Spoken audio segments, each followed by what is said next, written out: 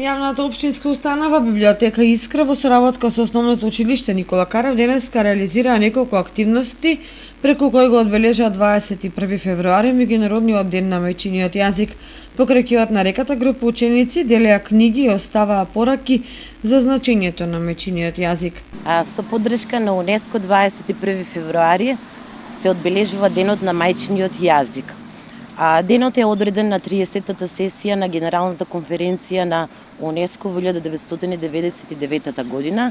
Наредната година, 2000 година, на 21 февруари е промовиран како ден на лингвистичката и културната разновидност и мултилингвизмот.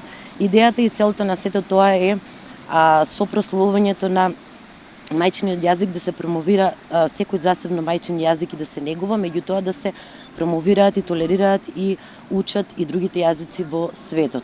Јавната општинска установа Библиотека Искра Кочани во соработка со Основното училиште Никола Карев од Кочани се приклучи во оваа активност. Од Основното училиште Никола Карев учествуваат ученици од 7 2 оделение: Илијана Јорданова, Ива Јованова, Ненат Евтимов и Ненат Ангелов, заедно со менторот, наставник по македонски јазик Љупка Стојменова.